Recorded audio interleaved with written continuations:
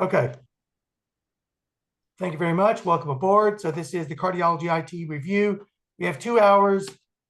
Just so you know how I prepared this, I went through the entire Roche review question bank for cardiovascular disease, and I basically chose questions that less than 90% of the respondents had answered correctly, because I wanted to have stuff in there that's going to be useful to you. So that's where these things came from, and then I've got a little commentary. But remember, there's some really exciting, juicy topics in here, but I've only, in general, put the content in that's relevant to the exam. So there's plenty of other stuff to talk about, but let's do a case. 52-year-old man presents to the emergency department via ambulance. He has substernal chest pain. He got aspirin, nitro from EMS, his vital signs. He has a blood pressure of 95/55, heart rate of 60, respiratory rate is 20. He's got a normal temp. His electrocardiogram is shown above. And the question is, which of the following is the most appropriate diagnostic study?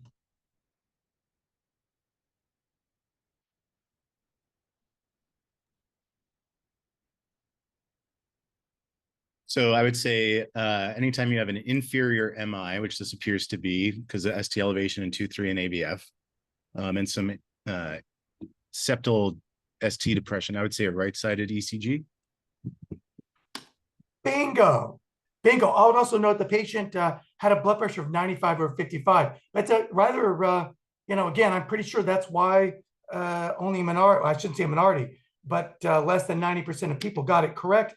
This ECG shows, obviously, you can see an inferior STEMI here with reciprocal changes in 1 and AVL, but of note, the ST elevation in 3 is greater than in 2.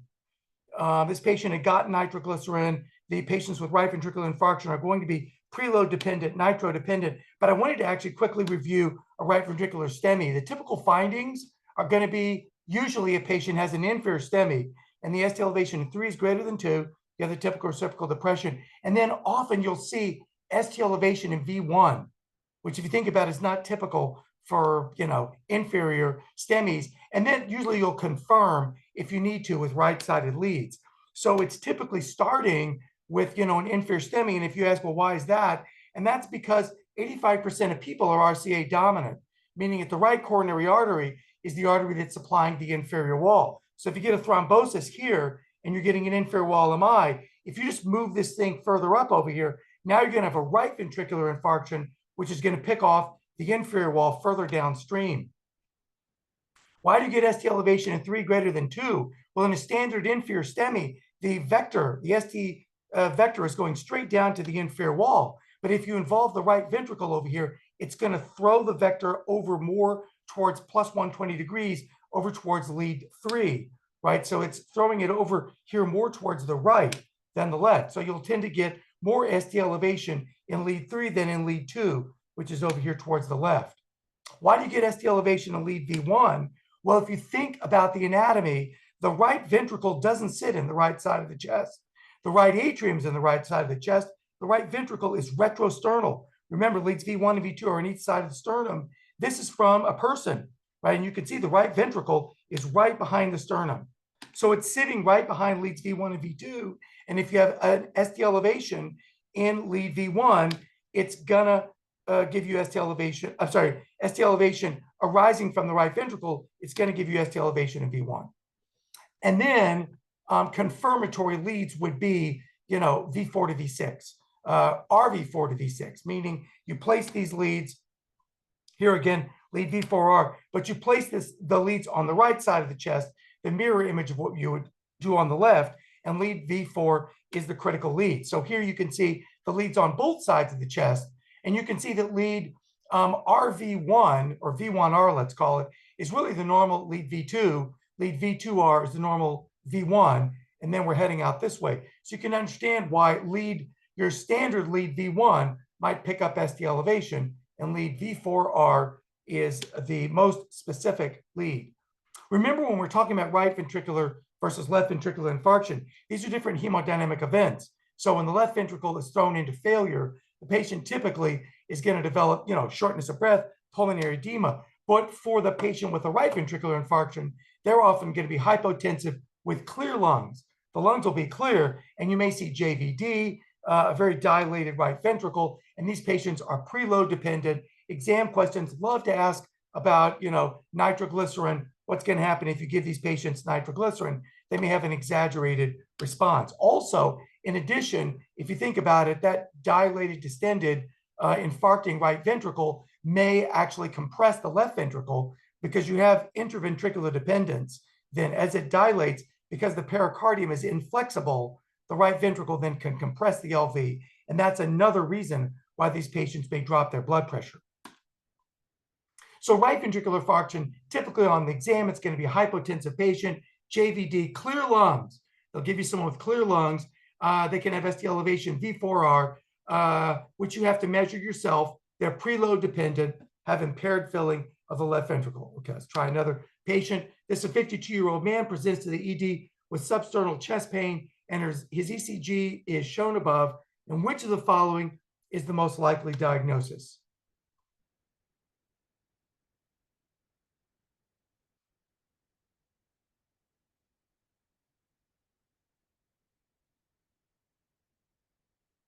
It looks like an inferior MI again with the 2-3 AVF ST elevations and the reciprocal depression, so maybe D.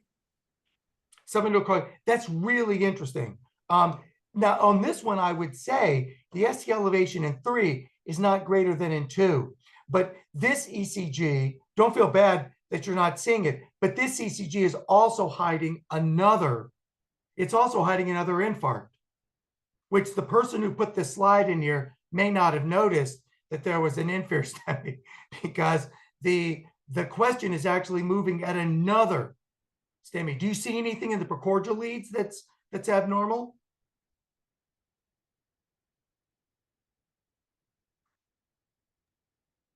Yeah, so there's gross ST depression in V1 through V3, even extending to V4.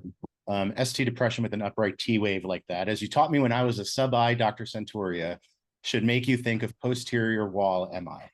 Yes, yes. The key findings here are the ST depression, the upright T wave, and often there's rather tall R waves. And this basically, again, I have a feeling it looks like they took this slide from Life in the Fast Lane, and whoever did it was in a hurry and didn't notice that there was an inferior infarct in here. Otherwise, it's kind of treacherous.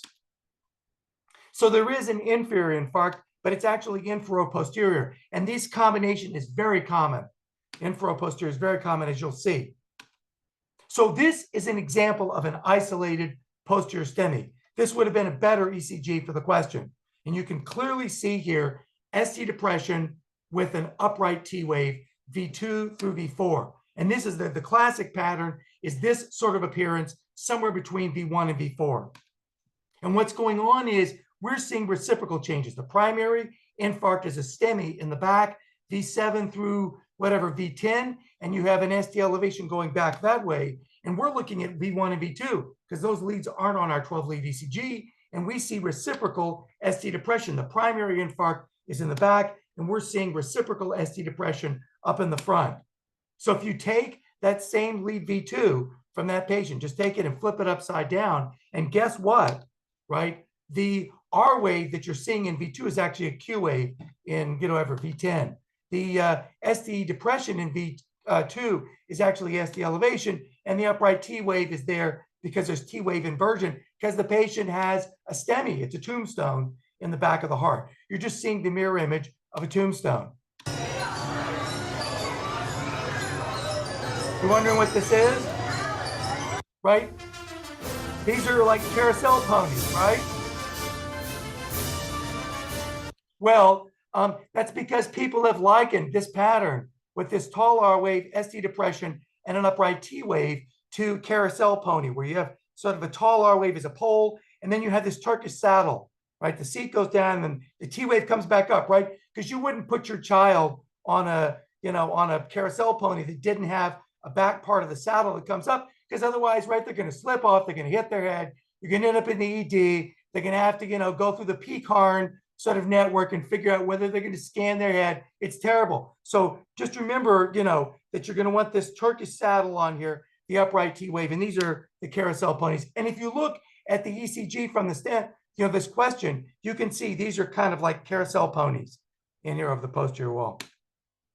Where's the posterior wall? The posterior wall is at the confluence of the circumflex and the RCA back here in the back. It's this sort of territory over here. So for the standard patient who is like 85% of people where the RCA is dominant, supplies the posterior descending artery, it's going to get some feed. The posterior wall here in yellow is going to get some vascular feed from the RCA and from the circumflex. So you could get a posterior MI in a patient with an inferior MI, right? You have you could get an infero-posterior MI just like this posterior wall back here, and you can place posterior leads just under the inferior angle of the scapula. Just take leads V4, 5, and 6 and translate them back here, and that's actually what they did here. They took, I guess, leads V1 and V2, put them back in the back, and you can see ST elevation in V7 and V8, which is diagnostic of posterior STEMI. And what I wanted to say was this first patient that we had that was an RV inferior STEMI, it also, you'll see, as we often do, some posterior wall involvement. Very subtle. It doesn't matter from the emergency medicine point of view. All that matters here is that you recognize the patient has a STEMI. It's an inferior STEMI. And if you pick up on this right ventricular part of it, it may be helpful to you if you're not sure, why the patient's hypotensive. So you could have a patient, that first patient that we saw was probably right ventricular, posterior, and inferior wall involvement. 65-year-old woman presents to the emergency department. Let me get this off. With chest pain. She has a history of hyperlipidemia, hypertension, CAD, diabetes. The symptoms started an hour ago, and she describes a chest heaviness, diaphoresis, radiation into bilateral shoulders. Vital signs remarkable for bradycardia of 55 beats per minute and a blood pressure 175/95. The ECG is above, and the nearest PCI capable facility is 90 minutes away. What is the next best step in the management of this patient?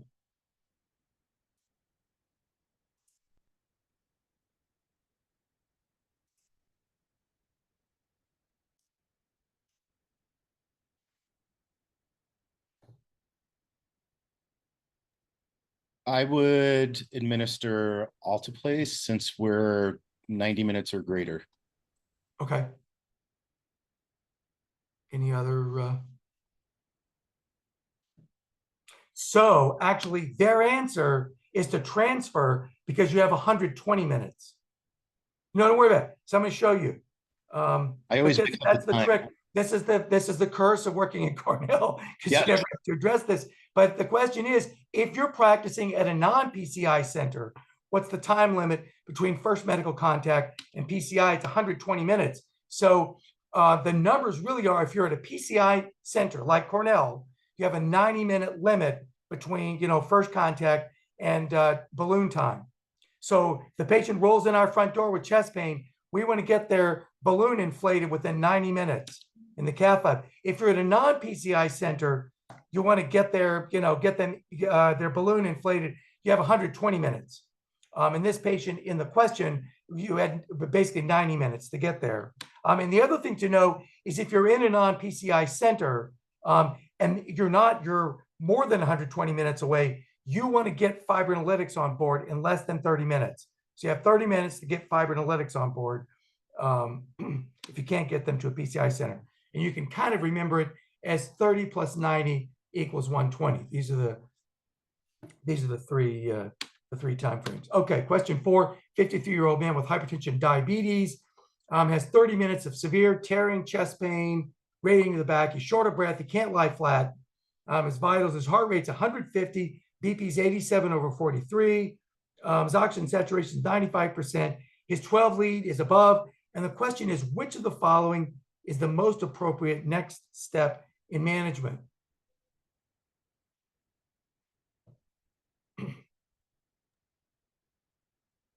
So he has electrical alternans on his ECG. Given his history, makes me concerned for a type A dissection with acute pericardial tamponade and or fusion. I would probably focus him. He's a little hypotensive with crushing chest pain, unable to lie flat. I'd be between C or D. My guess would be D for the exam. Yeah, I think what they want you to look at is his blood pressure when you're thinking about C?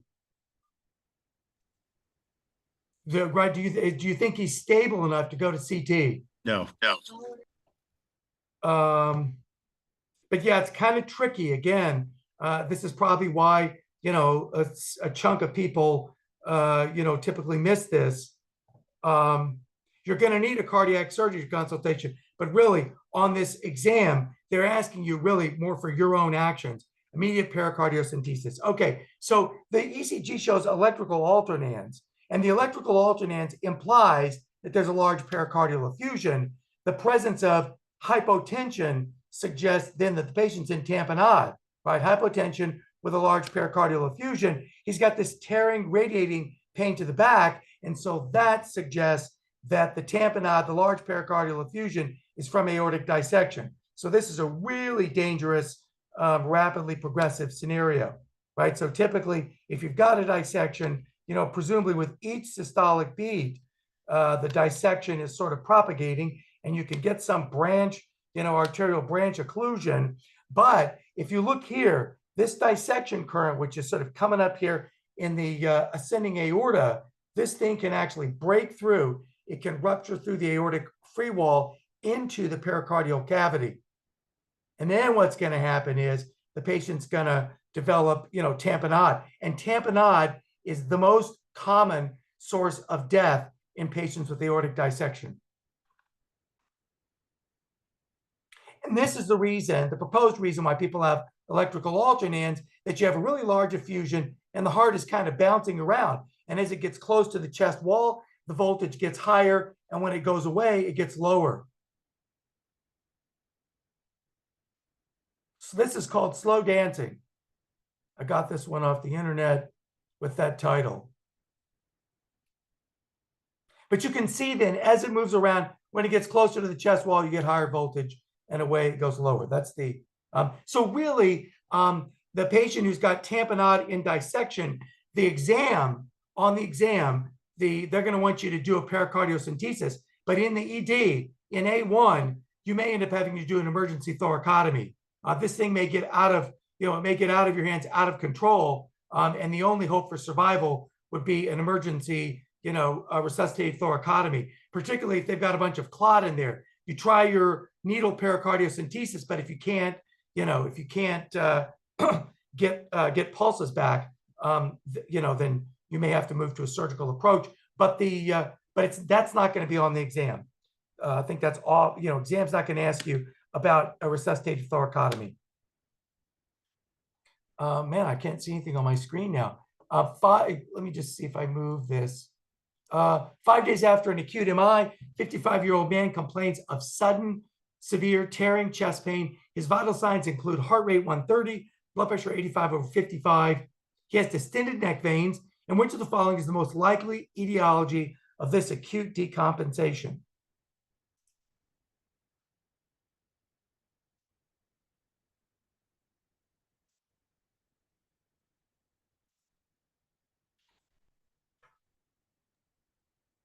D. Does everyone agree? I forget the timeline. I know there's certain things by timeline. For No, Michael, I'm putting some stress on. I know, that's I can't all. remember either. Like, when does the papillary muscle rupture? I can't Yeah, remember. it's usually, I think papillary muscle rupture is acute. Ventricular free Yeah. say is like 5 days. Well, and this, I mean, that would make sense with the question stem because it looks like they're probably in tamponade, so you have to bleed outside, I guess. I like that rationale, Destiny. the most common mechanical complication is rupture of the ventricular free wall. But the other one that we'll see is, papillary muscle rupture, also occurs. Trying to think, let me just look at this 85 distended neck veins. Yes, so the patient with, you notice here that there's no discussion of pulmonary edema, acute shortness of breath. And so that's typically the papillary muscle rupture is going to be on the left side, and the patient's going to be thrown into pulmonary edema. Interestingly, with papillary muscle rupture, they often have on the chest x-ray more pulmonary edema on the right than the left, because the posteromedial papillary muscle is the one that most commonly ruptures, and it throws the jet over towards the right, the right pulmonary veins. into the right. But anyway, this is free wall rupture. So here, right, you can see it right here. Tell them you saw it on Centuria, right? Ventricular free wall rupture, thing fills up. But here's a real one. Okay, here's the, right, this is a apical 4 chamber view. Here's free wall rupture. This is all fluid. This is a crushed right ventricle over here. Here you see it in subcostal view. And here's the free wall rupture. Here's right ventricular collapse. And here you can see it on attempt at parasternal short. This is all pericardial. And this is just basically a crushed right ventricle over here. What's this? This patient has a holosystolic murmur at the lower left sternal border.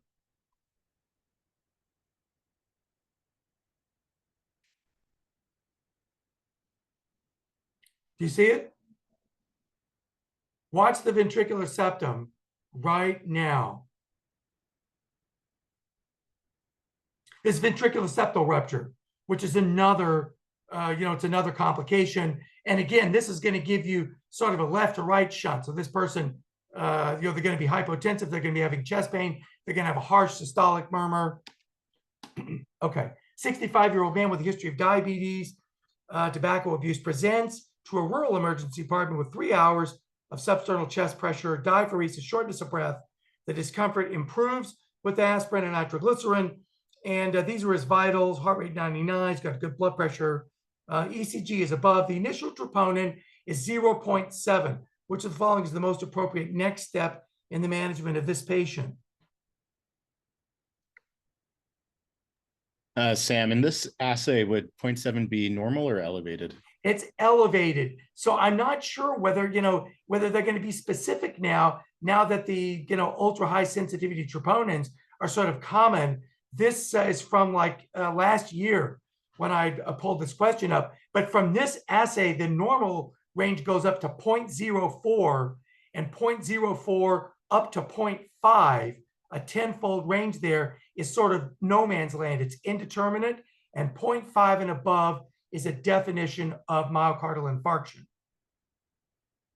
And so I'm thinking they're not even into, the nanogram ultra high sensitivity troponins. And so they're expecting that you will recognize from this question, what the meaning of 0.7 is, which is complicated for us. But if that's the case, what do you think? I mean, patient looks like his chest discomfort's improving. All the risk factors for MI, diabetes, tobacco use, relatively stable as far as vital signs are concerned. I would say they're probably looking for heparin for medical management of an MI. I don't think the patient qualifies for emergent PCI or alteplase. Thank you very much. That's exactly it. This patient has an NSTEMI. They're giving you a normal ECG with a positive troponin. And so then you have to conclude the patient has an NSTEMI and then ask yourself, what's the next step in the management of the patient? And they also want you to understand that they don't want you to activate the cath lab. They don't want an immediate PCI in the patient with an NSTEMI. Now, if you're reading about the OMI-NOMI hypothesis, occlusion MI, that's not going to be on the in training exam. They're going to be completely, conservative, going by American Heart Association criteria. And this goes as an NSTEMI, and by American Heart Association criteria, there are only specific reasons why a patient with an NSTEMI would go for immediate cath. So there's the very high risk non-STEMIs, they go for immediate cath, and then there's high and low risk. And so I just wanted to point out, if your patient has an NSTEMI, but they're hemodynamically unstable, they're in cardiogenic shock, those you activate, those go to the cath lab. If they have heart failure secondary to the NSTEMI, that's immediate. Refractory chest pain despite medical management or life-threatening arrhythmias, these are reasons that you would activate the cath lab. But other than that, the standard NSTEMI, no. 64-year-old man with history of diabetes and hypertension presents with chest pain and dyspnea, appears pale and diaphoretic. His ECG has ST elevation in the precordial leads, reciprocal ST depression in the inferior leads. He's at a rural hospital without cardiac cath. Which of the following is an absolute contraindication to fibrinolysis?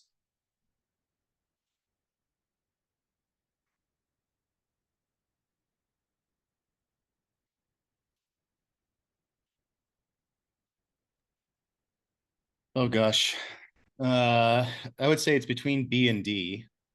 I know there's a blood pressure requirement, but I think it's 185 and above, if I remember correctly. I don't think peptic ulcer is like a hard contraindication. The only reason I'm getting tripped up with D is because I can't remember if it's ischemic stroke within 3 or 6 months. And I don't remember if an ABM. Correct, Doug, you're perfect. You're absolutely perfect. So it's 180 over 110 for the blood pressure, but that's a relative contraindication, so it doesn't play in here. You know, it's the AVM, it's B. And the previous ischemic stroke, less than 3 months. Peptic ulcer, no, but if it were an actively bleeding peptic ulcer, you know, yes. So I wanted to just briefly review the absolute contraindications to fibrinolytic therapy. Obviously, if the patient's got, you know, any history of intracranial hemorrhage, that's going to be an absolute contraindication. If they've got any intracranial AVM, those things, you have no idea how fragile they are, whether they're going to bleed. If they have a known intracranial neoplasm, right? These things have abnormal vascularity in them, and again, you're not allowed to fibrinolyze them. Ischemic stroke less than 3 months. Significant head trauma less than 3 months. I mean, obviously, if they've got a subdural, you have to figure out what significant is. If they have, you know, significant facial trauma, they've got some major Lafort fracture in the last 3 months. If you're suspecting aortic dissection, you know, don't do it. Poof, you don't want that. Or if they have active bleeding, right? This is over on the right, that's a Dulafoy, GI hemorrhage. So you don't want that. But know that menstruation is not, active menstruation is not a contraindication. If they have a known bleeding disorder, if they have, you know, hemophilia and they can't really form a good clot, that's another absolute contraindication. So this is kind of the setup. This is the list. And then a relative contraindication is a blood pressure systolic over 180 and diastolic over 110, but you can just treat it. If you quickly get easy control of their blood pressure, then that's typically enough. 58-year-old man presents to the ED after an episode of chest pressure and shortness of breath that occurred while shoveling snow. His symptoms resolved after he sat down and rested. Vital signs are normal. He's currently asymptomatic. His ECG is shown above. What's the most appropriate management for this patient? Activation of the cath lab, admit for urgent cardiac cath, admit to observation for serial troponins and exercise stress test, or discharge home if the 3-hour troponin is normal.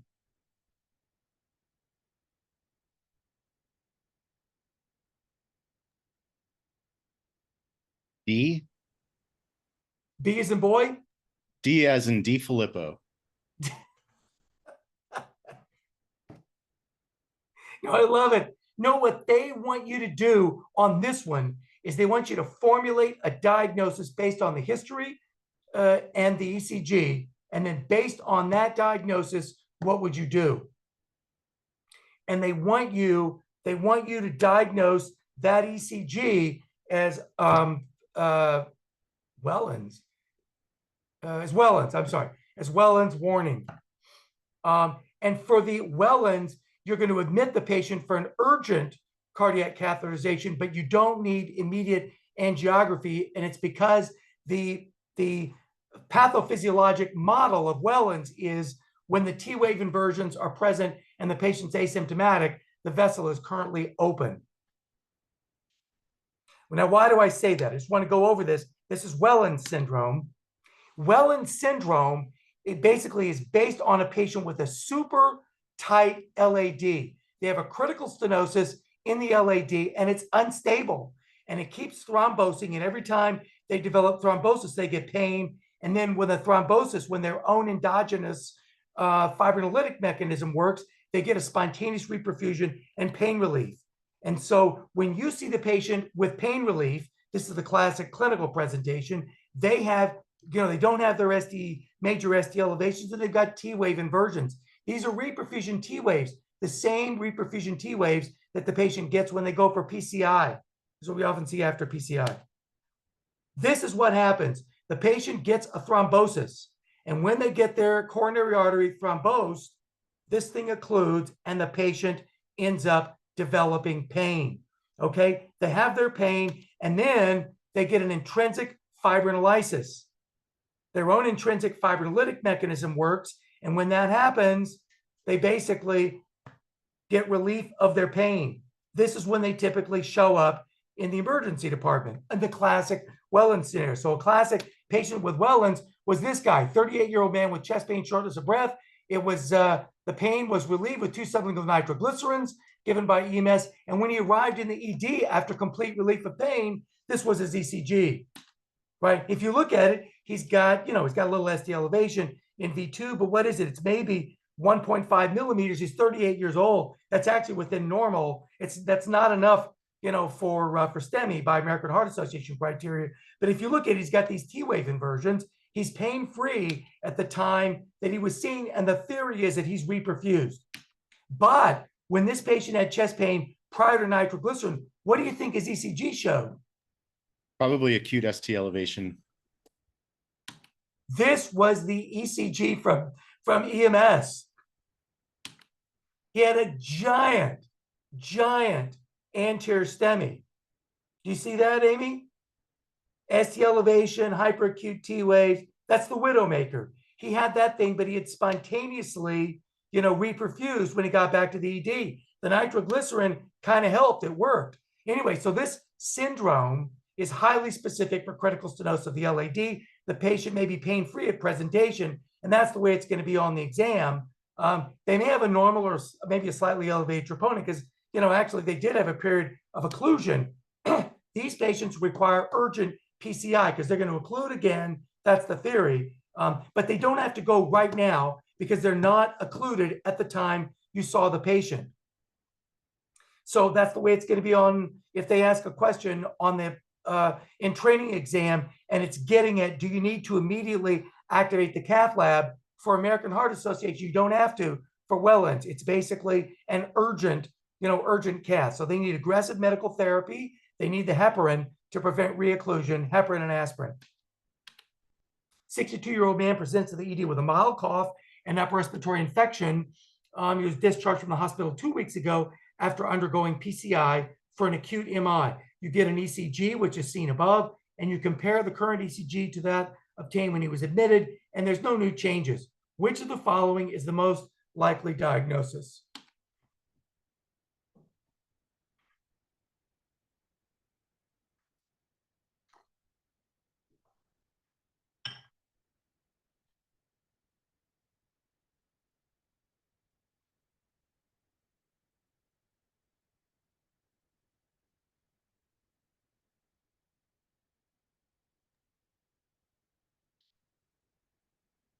So 2 weeks out is putting him in ventricular aneurysm territory. Cough makes me think of one of 2 things with this particular stem. Is there phrenic nerve irritation from a compressive etiology from aneurysm? Or does he have pericarditis with this sort of like upper respiratory infection? It doesn't say he has any chest pain or anything. And he does have like lead 2 and 3. I'm not sure if that's alternans or if that's just alternating like beat from like a different pacemaker site. My gut feeling, if this was the exam, I'd probably lean towards pericarditis. But the way you're looking at me, Sam, I think it's ventricular aneurysm. Oh, God. But the issue, remember, for the aneurysm, they're going to have a big Q waves, QS complexes, big Q waves, and they've kind of thrown that in there. If you look at this thing, for pericarditis, they're going to argue that the ST elevation isn't diffuse. It's really in, V2 through V5. I'm sorry, V3 through V5. So it's not diffuse. It doesn't have the classic concave upward appearance. There isn't really PR depression in the infralateral leads. You don't see PR elevation in AVR or reciprocal ST depression there. But your point is very well made, Michael. And I think that, wait, is it Michael or Matt? I'm Neil Babsar. Weren't you there last week masquerading as Matt? We were all masquerading as Neil Babsar. That was Matt masquerading as someone else. Yeah. It was all of you masquerading as someone else, right? Okay. Now, the post-myocardial infarction syndrome, the Dresslers, you're expecting the patient to present with pericarditis-like symptoms, not just the respiratory symptoms. And it's a little bit early, actually, 2 weeks ago. It's clearly not PE. So I wanted to just quickly, this is the issue.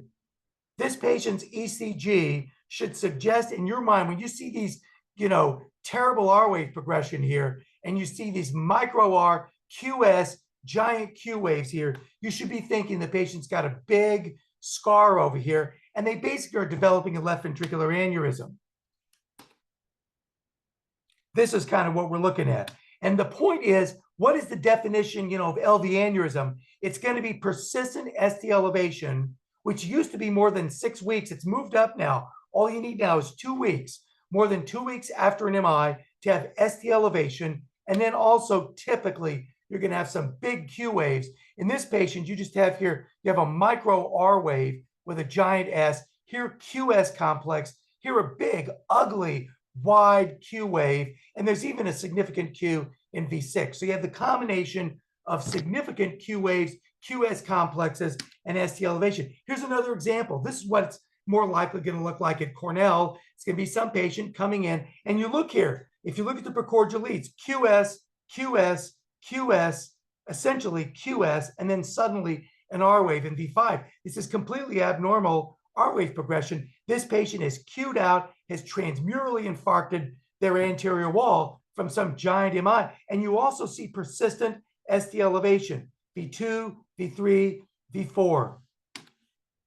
Here again, a patient with a really ugly looking LV aneurysm. Check this out. So this is like a parasternal long axis view, right? Left atrium, left ventricle, right ventricle, giant, bulging ventricular aneurysm. I'll just sort of put it up in an apical four-chamber view. And here you can see what you might see in an apical four-chamber view, in the ED with this big kind of bulging aneurysm. Here's the parasternal long axis view. And you just see the septum sort of bulging up into the right ventricle. Okay. 19-year-old man presents after a syncopal event. His patient states he was moving a large pile of wood in his backyard and then suddenly became dizzy. He awoke with his neighbor standing over him, asking if he was okay. On exam, you note a loud crescendo decrescendo systolic murmur at the left lower sternal border. He has a family history of a heart condition. Which of the following maneuvers will accentuate the murmur?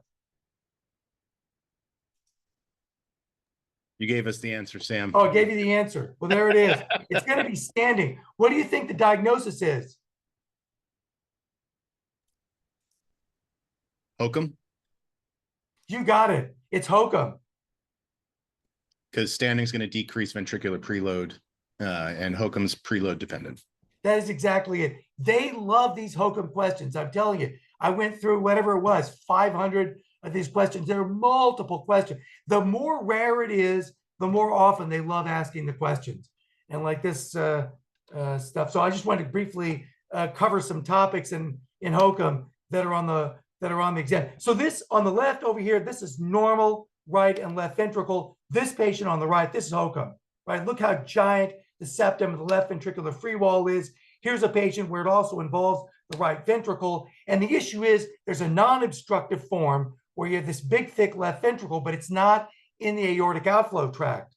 And then there's another form where you get this asymmetric septal hypertrophy, and the septum is bulging in here into the aortic outflow tract. And those are the ones that get syncope like that when they're exerting themselves. So here's what you might see in a parasternal long axis view. Notice how thick the left ventricle is, and you can see this piece of meat, right? This is the septum here, but there's this huge piece of septum which is bulging in here towards the anterior mitral valve leaflet. And you can see the leaflet sort of contact this, and it completely occludes the aortic outflow tract. Here's the aortic valve here. Again, if you look at this patient, you're going to see here's the aortic valve. The aortic outflow tract is just completely occluded by this confluence of the bulging septal muscle and the anterior leaflet of the mitral valve. What? Oh, so the septum really should be along this plane over here, and it's just bulging out into the outflow tract. This creates a real problem.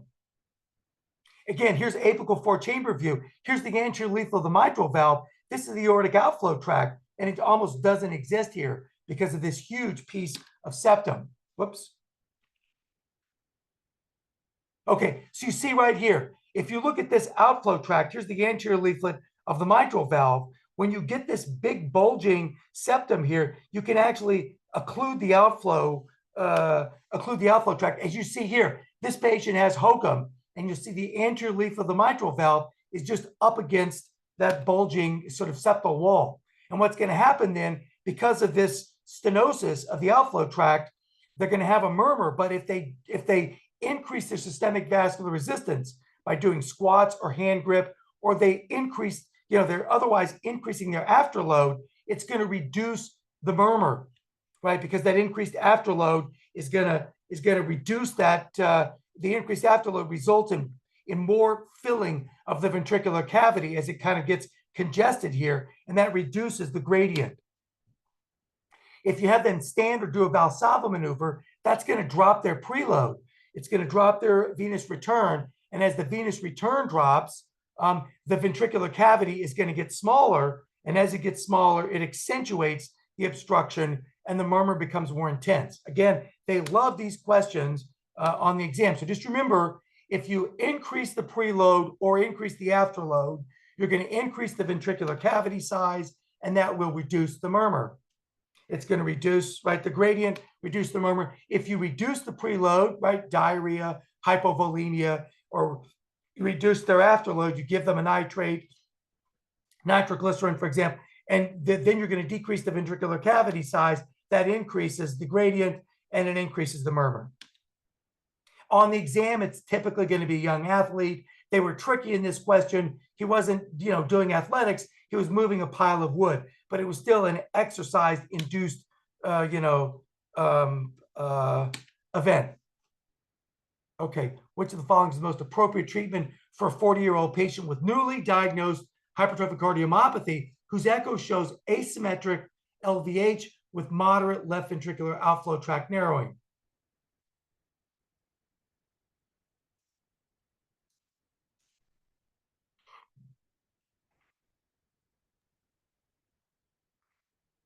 B as in beta blockers.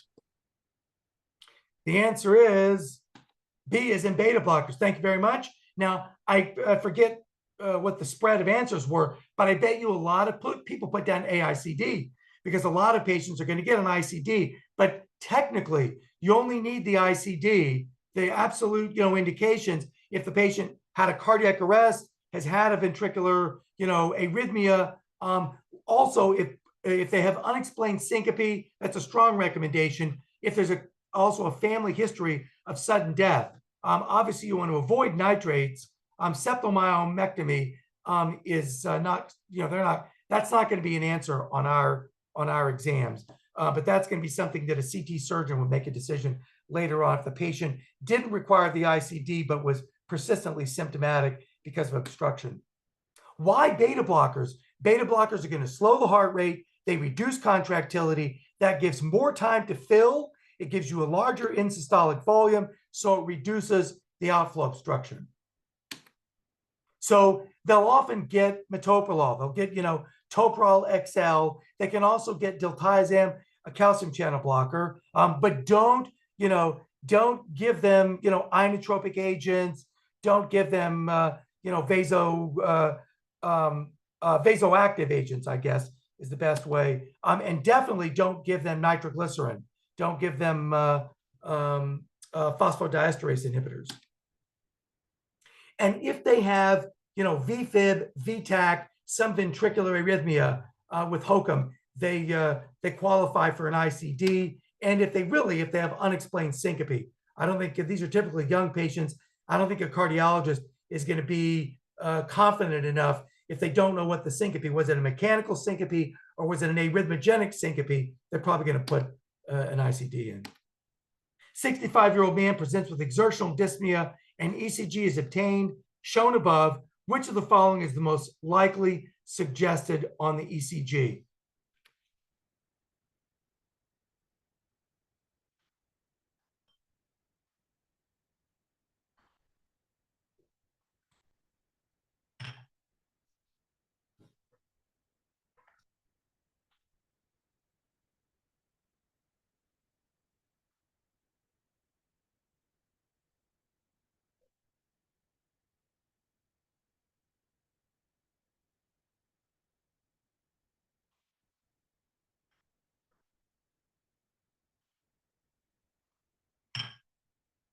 The clue in this patient is in the precordial leads.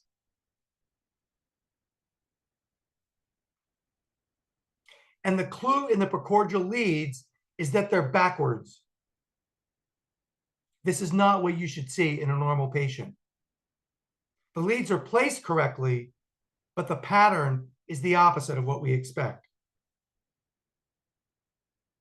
Meaning that lead V6 is what the normal V1 should look like, and lead V1 is what the normal V6 should look like in terms of the QRS.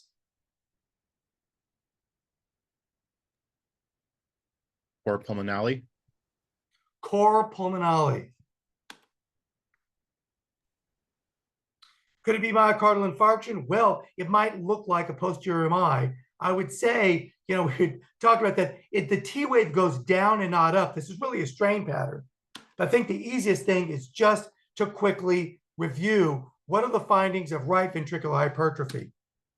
Now, what this patient has that's the clue is the tall R in V1, really R greater than S in V1, the right axis deviation, and they have the right ventricular strain pattern. That's RV strain, not posterior STEMI. Again, the normal right ventricle on the left, right ventricular hypertrophy on the right. Notice that the normal right ventricle is only about 1 millimeter in thickness, but the left ventricle is like 8 to 10 millimeters. These are completely different systems. We actually think of V1 and V2 as right ventricular leads because they're sitting, as we discussed before, right over the right ventricle. So V1, V2 are right ventricular leads, V5, V6 are the left ventricular leads, and V3 and V4 are sort of in a transition zone here. The right ventricle generates tiny electricity in the normal patient, and the left ventricle is the big one, generating most of it. So the normal 12-lead ECG, lead V1 and V2 should have small r, large s, a net negative QRS in V1 and V2, small q, large r in V5, V6. Over the left ventricle, it's net positive. So normal heart, net negative V1, V2, net positive V5, V6. RVH is going to be the opposite. Tall R wave V1, V2, negative QRS V5, V6. And that's what I meant by backwards. It's the opposite. It's the backwards of what we normally expect. The key diagnostic lead for right ventricular hypertrophy is lead V1, R greater than S in V1. So normal heart, we're expecting as you look at the precordial leads, the R waves get bigger, bigger, bigger, bigger, bigger as you go from V1 to V sort of 5 or so. And in RVH, it may just be exactly the opposite. And that big right ventricle is going to throw the, in the frontal plane, it'll throw the axis over towards the right. So you may have a deep S wave in lead 1 or just a frank right axis deviation. So what I normally expect and look at the ECG, I'm expecting in V1 to V1, V2 to have a negative QRS, positive V5, V6, and again, normal axis, you know, positive R wave in axial lead 1 and 2. In the patient with RVH, I may get just exactly the opposite.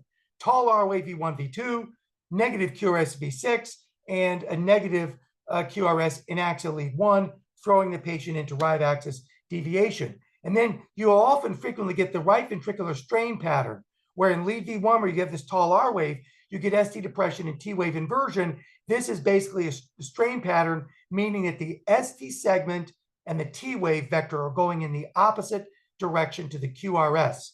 So the repolarization going in the opposite direction, depolarization. In most leads on the normal ECG, they're in the same direction. So V1, V2, V3, tall R, ST depression, T wave inversion. Normally it looks like this on the left, and RVH with strain looks like this on the right.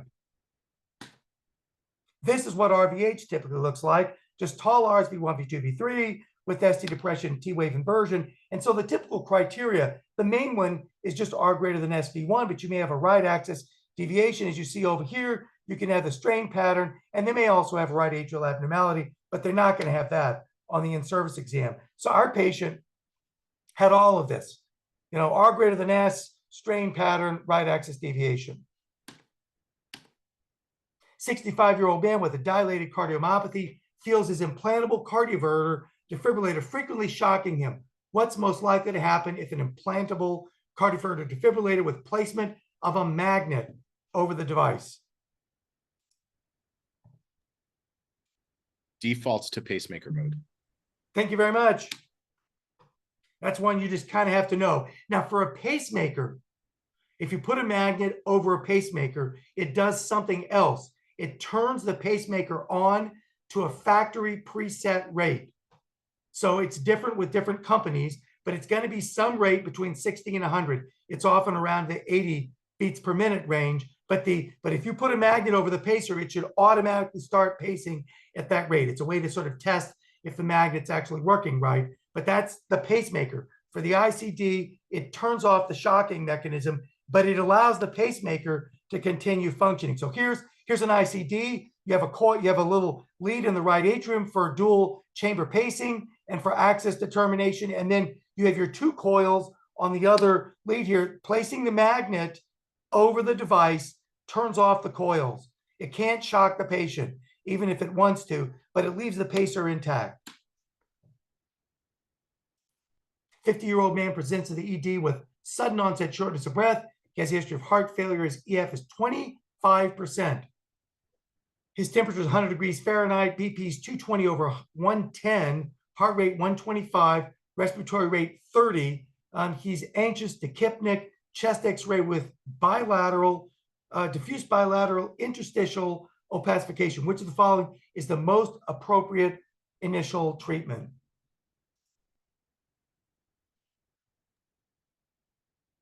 Nitroglycerin. Why do you say, why not furosemide? Takes 6 hours to work. You need to take nitrogen. Because all the medicine exams say give him furosemide. Yeah, it takes a few hours for it's going to be nitroglycerin. And if you have access to it, obviously non-invasive. Non-invasive is immediate, right? Nitroglycerins within a few minutes, and the diuretic may take a couple of hours. One of the reasons for these kind of patients, 220 over 110, this guy's completely clamped down. You can put the furosemide in there. He's completely clamped down. He's not perfusing his kidneys. So you can give him the Lasix. The Lasix will perfuse his cerebral hemispheres. It'll perfuse his lungs. It'll perfuse his gut, but it's probably not going to perfuse his kidneys until once you give him the nitroglycerin, maybe that will. Okay, which of the following things is most specific for the diagnosis of acute decompensated heart failure? Drum roll. This is definitely one. Someone out there in the audience who's a true internist at heart. I'm going to say S3. D. Yeah, I agree. Lupe. Say it loud, say it proud. D is in D Filippo. S3. It's S3. This is the distribution of answers from the exam. It says, I can't believe you got it. But anyway, so it looks like it was relatively 50% of people got S3. Otherwise, it was this other stuff. Now, look, I've never heard an S3. I don't know anyone who's ever heard it. I know no one who's heard an S3. There's several questions in the the question bank on this. It was frequently answered wrong. If you have a question that's asking you, JVD versus S3, go for S3. They love it. The only reason I remember is because I remember how upset you were last year when you were describing it. Exactly. That's great. That's I'm amazing. glad Yeah. it sticks with you. Okay, 19-year-old woman, no past medical history, complains of 3 days of low-grade fever, fatigue, and myalgias. And then she developed cough, dyspnea, chest pain, heart rate 135, BP's 80 over 60. She has JVD. Look, she has an S3. JVD, diffuse rales, and a third heart sound, and peripheral edema. ECG shows sinus tach. Which of the following findings is likely to be seen on echo?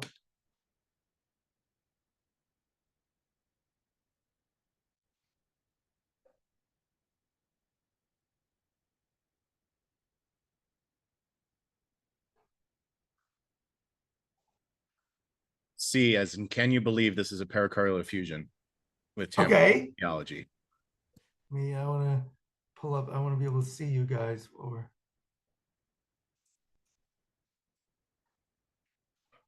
And the answer is B. So why would you hurt me like this, Sam? No, I'm sorry. No, this is good. No, but my answer would be, Michael, you're too smart for you're too smart for the ITE is the problem. But anyway, so they're setting up a question here that's you have to conclude from the question that the patient has myocarditis. And the myocarditis is going to have diffuse hypokinesis and regional wall motion abnormalities. But let's go through it. Why? So the hyperdynamic precordium you might see in whatever septic hypovolemic shock, but this patient has low cardiac output. The patient on answer number C, the patient has JVD, but also has rales, the S3, and evidence of left-sided CHF, which we're not typically going to see in tamponade. So the logic here is the rales and S3 are telling you the patient has left-sided CHF. The JVD and peripheral edema are telling you the patient has right-sided CHF. The tachycardia and hypotension are identifying this right and left-sided CHF as cardiogenic shock. And the 19-year-old age and the fever is identifying it as myocarditis.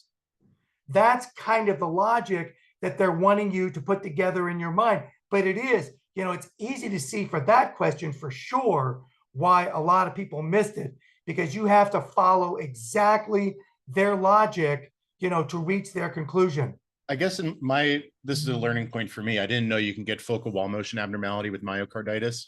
Yes, no, you can. And this was written about during COVID. There was a very interesting, literature on COVID. But Michael, this slide is for you. Why not pericarditis tamponade?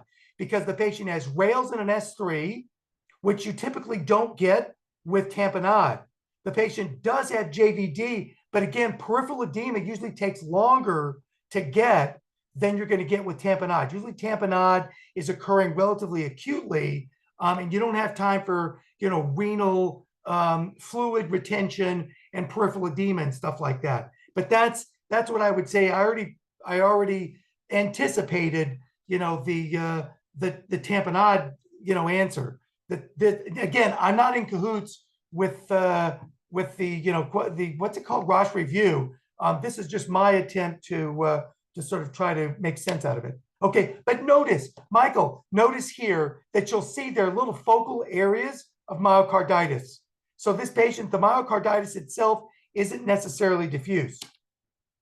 Again, this patient has patchy fibrosis and scarring from myocarditis, but it's not uniform within the heart. Here's an example of what you might see if you did a peristernal long axis view in a patient with myocarditis. You may just see diffuse hypokinesis, right? And you can see here, look at the mitral valve, right? The insystolic separation here is like, I don't know, maybe here it is. The EPSS, 18 millimeters. So less than 7 is normal, right? The endpoint septal separation between the maximal excursion of the mitral valve and the septum. So it's very poor wall motion. Again, you can see it here in an in-mode image, 18 millimeters, E-point septal separation. Michael, did you see the pathologic specimen? Yes, sir. Yeah. Okay. I was filling up my dog's spectacles. Oh, it's okay. It's okay. Because that was a picture just for you. So the main cause of myocarditis in the US is viral. But worldwide, it's Chagas. Remember Chagas disease, trypanosoma cruzi. And I'm just saying that because it's on the exam. They have those questions on the exam. Another common cause, cardiotoxins, we see in patients like anthracyclines, from chemo, a lot of stuff. Myocardial biopsy is the gold standard, but it's rarely performed because there's a risk of perforating the right ventricle and then tamponade. So nobody wants to do that in a friable, inflamed right ventricle. So the real standard today is a cardiac MR. On the exam, the patient's going to be complaining of fatigue, fever, and chest discomfort. And they'll typically have shortness of breath, palpitations, and they often have a tachycardia disproportionate to fever and discomfort. And the ECG can have all kinds of stuff on it. It may look like a STEMI. It may look like pericarditis. They often have unexplained sinus tachycardia, but they can have multiple, APCs, VPCs, plus, any kind of block, bundle branch block, heart blocks, tachys, lots of arrhythmias. It's a very irritable myocardium and myocarditis. And many people have died from arrhythmias during myocarditis, as a source of death. 25-year-old woman presents to the ED with chest pain and fever. Her vital signs 95/50, heart rate 130, respiratory rate 22, temperature 103.4. On auscultation, she's got rales to the mid-thorax bilaterally. Her ECG has diffuse ST elevation. Heart rate's 110. Which of the following is the most likely viral etiology of this condition? Is it Coxsackie? This is why it's actually not. And that your answer is exactly why I think people missed it. Today, it's apparently parvovirus. Since like the 1990s, parvovirus overtook Coxsackie virus as the most common cause of myocarditis. It's kind of weird. I think Coxsackie A and B are still the most common, viral cause of pericarditis in those studies that have looked at it. There aren't many studies that have actually looked at the viral etiology of pericarditis, but this is, kind of crazy. And I don't know if they would have this question now after COVID-19, because COVID-19, was just, there was in 2020, it definitely, parvovirus was not the most common cause of myocarditis. But just so you know, all right, 76-year-old man with a history of hypertension presents after a syncopal event. He reports decreased exercise tolerance over the last 2 months. He's currently asymptomatic. His ECG is normal sinus rhythm.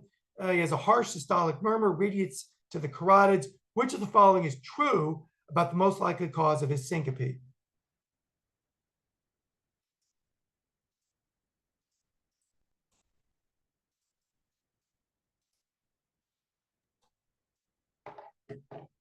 So I think it's what they're getting at is aortic stenosis, which elderly syncope, especially with a new harsh systolic murmur, you should think about. To my knowledge, critical disease is less than 1 centimeter, so I don't think it's A. I don't think it's B because that's going for like acute MI or something like that. And I think the murmur gets worse. I know diuretics and vasodilators should definitely be used with caution, but I don't remember what the murmur does. So I'm going to go with D. He's right. And it's going to do the same thing as hokum. So the murmur isn't gonna increase with Valsalva. And it's exactly as you said. And there were other questions that people had gotten right, where they were asking about the definition of severe aortic stenosis less than 1 square centimeter. I'm not sure why that's relevant, in the emergency department, but again, they're expecting you to know that. In fact, to figure out that was the wrong answer here. The classic, most common source of aortic stenosis you're going to see in the ED is going to be an old patient with calcific aortic stenosis. They had a normal aortic valve and they just got a bunch of calcium on it. And severe is defined as less than 1 centimeter. They're not going to ask you about mild and moderate, but the calcium buildup makes the tri-leaflet, less supple, and it just won't open up. And you end up with a supply-demand mismatch. You get some tiny jet coming through the aortic valve, so you've got decreased supply, but you actually have increased demand. Look at this heart. This is from a patient with aortic stenosis, and you can immediately see the patient has a giant left ventricle. That's huge, the ventricular hypertrophy. Here's the calcific aortic stenosis. Here's this giant LVH, and you can see how dilated the left atrium is, with that kind of process. And so what's going to happen? You take some patient with a tiny little hole in the aortic valve. They do something that makes them vasodilate. They exercise something, and they're going to get syncope. They've got, reduced coronary perfusion because of this tiny jet. And then again, they exercise. They've got increased demand. And so they get a supply-demand mismatch, and they're going to have angina. And because of this little pinhole in severe aortic stenosis, the intraventricular cavitary pressures are huge, and that's going to back up, and they're going to get CHF and shortness of breath. And these are the classic 3 symptoms, which when people with aortic stenosis develop them, this indicates that they need to go for valve replacement. Syncope, exertional syncope, angina, and CHF-related shortness of breath. And in the patient with aortic stenosis, hypotension can initiate a deadly spiral where you have hypotension, reduced perfusion, ischemia, cardiac output, right? They're just going down, down, down, hypotension, reduced perfusion, ischemia, reduced cardiac output. You know, this can all just be whatever. You give them a nitrate, something terrible, and they're just spinning out of control, and they're going to crash and die. Now, it's classically, you know, on the exam, they may ask you, don't give nitrates to a patient with aortic stenosis. I'll say in the real world, there was a study in 2015 that suggested that we don't need to be as, you know, paranoid about giving nitrates to patients with severe aortic stenosis, but it does. It appears on the exam, and it's always wrong on the exam. Okay. Can't control my screen anymore. 70-year-old woman with a history of coronary artery disease, hypertension, and diabetes presents to the emergency department with chest pressure and shortness of breath. Her exam is notable for a new holosystolic murmur, best heard over the mid-axillary line, as well as diffuse bilateral rales. Which of the following is most likely to be seen on this patient's ECG?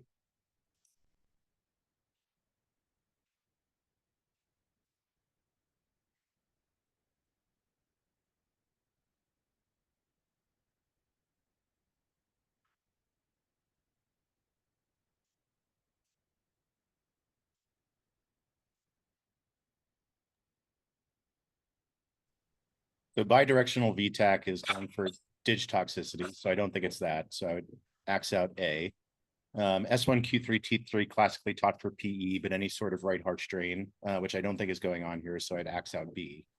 I think with the holosystolic mid-axillary line murmur, they're probably going for mitral valve pathology. So I would say my guess would be C. Okay. What? It's D, but it's the same issue.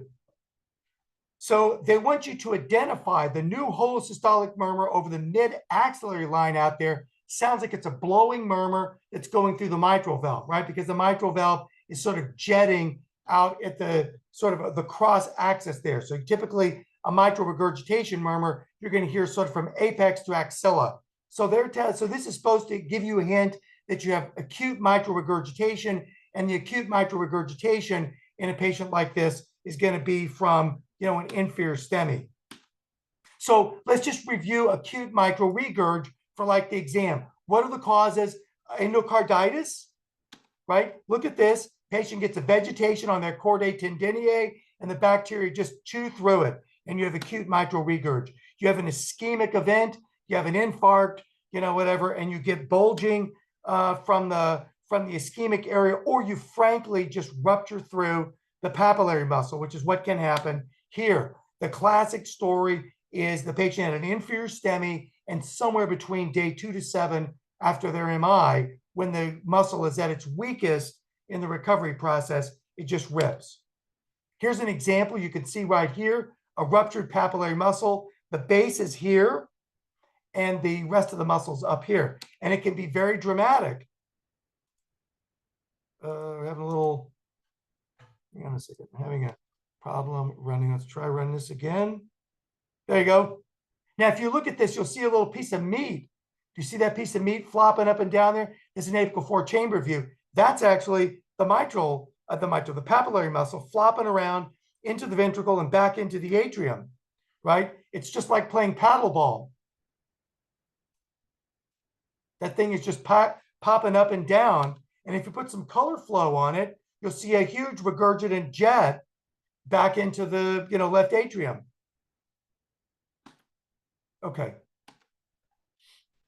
Question 19, 65-year-old man presents in acute respiratory distress. He has a history of hypertension, hyperlipidemia, coronary artery disease. Paramedics state they were told his symptoms started abruptly 20 minutes prior to arrival.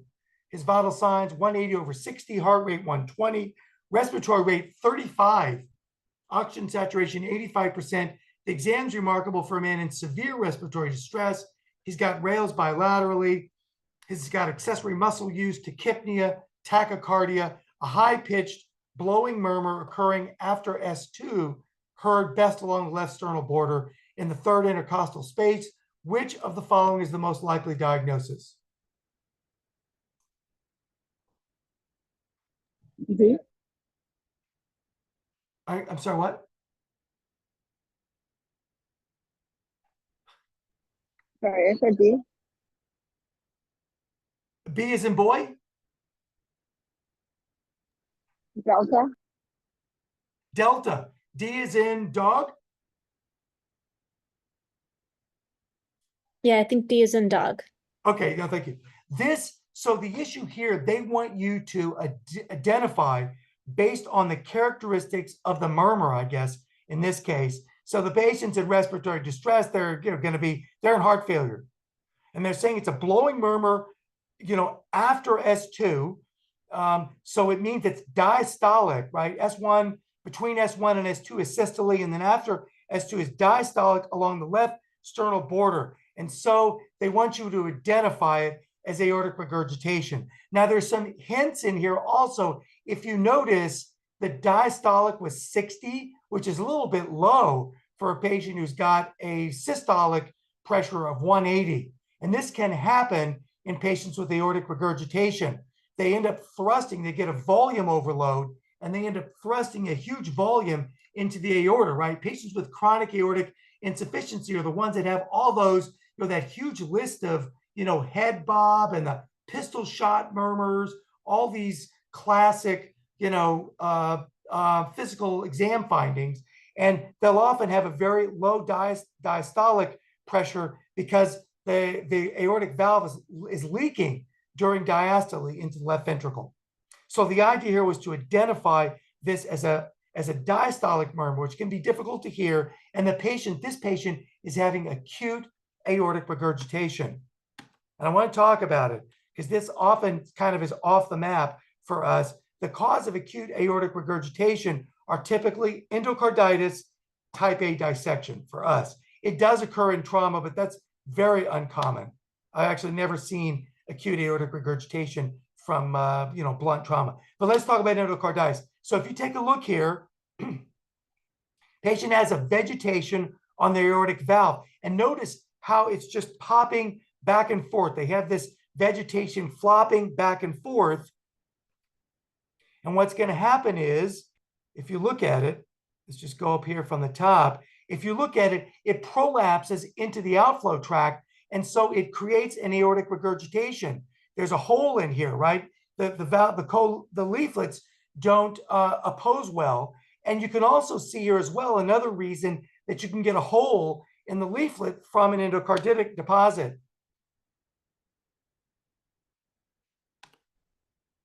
So if you look here, here's a parasternal long axis view. This is the aortic valve, and you can see this vegetation, this little piece of meat that's popping back into the aortic outflow tract. It looks relatively benign, but if you see it right there, but if you put color flow on it, you'll see a huge regurgitant jet. It actually has a big hemodynamic effect. Big, regurgitant jet. Okay, now what about, how does type A dissection, cause acute aortic insufficiency? Notice that the dissection, as it runs up here into the proximal aorta, it can actually affect one of the aortic valve cusps. So you dissect up here and you end up pushing this valve, you end up displacing one of the aortic valve cusps, and this allows you to have a regurgitant jet. You can see right here, the dissection flap here distorts the alignment of the aortic leaflets like so, and then you can get a regurgitant jet here. And this can have an enormous effect on their hemodynamics. Here you can see a dissection that actually detaches one of the aortic valve leaflets. And of course, that's going to cause acute regurgitation. You can also, because the aortic root gets stretched by the dissection, you can actually just stretch out the three leaflets, and then you get a regurgitant jet just in between the leaflets. And as well, the dissection flap itself can prolapse in between the aortic leaflets. And the prolapsed leaflet now allows regurgitation. So these are all reasons why a patient with a type A dissection can have acute aortic regurgitation. Okay, what's the most common cause of tricuspid regurgitation?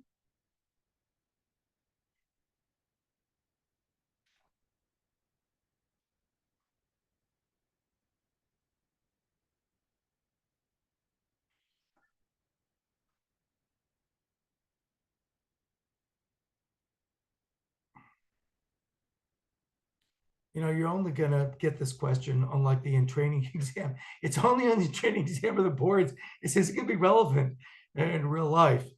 But the answer is it's dilation of the right atrium. The myxomatous degeneration thing we learned in med school, that apparently that really only applies to the mitral valve. Papillary muscle dysfunction is usually an issue of the mitral valve. But the right ventricle, that's kind of a glorified vein. It's got a little bit of muscularity to it. The big problem is just dilation of the ventricle and the atrium, and you get, regurgitation. You can get, tricuspid regurgitation from rheumatic fever, but it's less common. And what ends up happening, the patient's got some problem that's giving them right-sided heart failure, right? They've got some big, here you can see some big right tricuspid regurgitant jet. But if you look, here it is. The problem is typically because a dilation of the ventricle, the atrium, and the valve ring here. So one way, this is just a device that's been used to actually reduce that size, to actually just from a transcatheter approach, reduce the size of the tricuspid inlet to reduce the tricuspid regurgitation. I'm hoping sort of that the little video, this sort of image here, will help remind you that this is the reason why most common reason for tricuspid regurg. It's typically a holosystolic murmur somewhere around, the sternal left or right sternal border, but it's often very hard to hear. And this is the one where you can see, jugular pulsations from tricuspid regurgitation. Just to try to, remind you some of these physical findings. Okay, a 58-year-old man with a history of smoking, hypertension, stable angina, presents with 6 hours of constant retrosternal chest pain. His triage vitals, heart rate 96, BP is 232/156. His oxygen saturation is 98%. His ECG is normal sinus rhythm, LVH, diffuse ST depression, chest X-ray is a mildly enlarged cardiac silhouette, but otherwise unremarkable. And on exam, he's distressed, he's uncomfortable, but he's not diaphoretic. A brief neuro exam reveals no deficits. And the question is, management of this patient should begin with which of the following?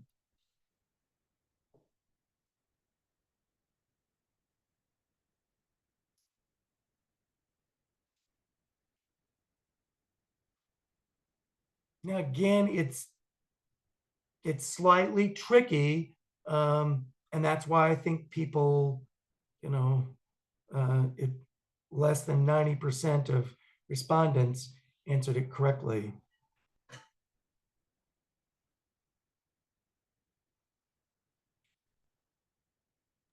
CT angiography, the aortic. Oh, I'm sorry, go ahead. Is it C? It's IV nitroglycerin. There now again on the exam, if they're not telling you that the patient's got tearing chest pain, or they give you some obvious clue, wide mediastinum, they're not typically hinting at dissection. All the questions I saw that were on dissection had some really hard finding that sort of put you in that direction. This patient, again, they haven't told you he's volume overloaded. They're thinking here of the specific use of IV nitroglycerin for patients with sort of I want to say malignant hypertension, but it's not really. It's just severe symptomatic hypertensive emergency, let's call it. And this is typically defined from the blood pressure point of view, at least on the exam, as a BP over 180/120. Our patient had a blood pressure of 232/156, but they're saying basically hypertensive emergency is going to be typically a symptomatic patient with a blood pressure systolic over 180 and diastolic over 120. And then these patients typically have evidence of end organ damage. If they've got, tearing chest pain, back pain, think dissection. If they're in pulmonary edema, well, then it's pulmonary edema. If they can have acute kidney injury with this kind of BP, again, hypertensive emergency. Eclampsia will go in that category. If it's cocaine, methamphetamine, or the patient's got some altered mental status, stroke symptoms, it's a CNS issue. If they've got papilledema, visual disturbances, again, with these pressures, these are all considered hypertensive emergencies. And our patient, was one with chest pain. Now, one approach is, let me just move this out. One approach in terms of timeline of blood pressure goals for the hypertensive emergency is to say, look, we want to get the MAP down by 25% in the first hour and try to keep the diastolic blood pressure over 100. And then somewhere over the first 6 to 12 hours, sort of get them down to the range of 160 over 100, and then less than 160 over 100 by 24 hours. This is one common sort of algorithm. So it's, again, down by 25% in the first hour, keeping the diastolic over 100. The standard medications, nicardipine is probably number one. You can use labetalol. I was taught with a push dose labetalol, but you can give it by IV infusion, but it's not as good as nicardipine, doesn't give you as fine a control. And we've got nicardipine at Cornell. That's typically what you're going to reach for. That the only exception is it's recommended to use nitroglycerin for patients with, hypertensive emergency and ischemic chest pain or pulmonary edema, because that's where nitroglycerin actually has its own special benefits of, coronary vasodilation in the patients with ischemic chest pain and venodilation. Nitroglycerin causes arterial and venodilation when there's a hypertensive emergency. It doesn't just act on the arterial circulation. So it's very helpful for pulmonary edema. Question number 22, a 70-year-old man presents to the ED with altered mental status and severe headache. His blood pressure is 200 over 120. Which of the following is true regarding hypertensive encephalopathy?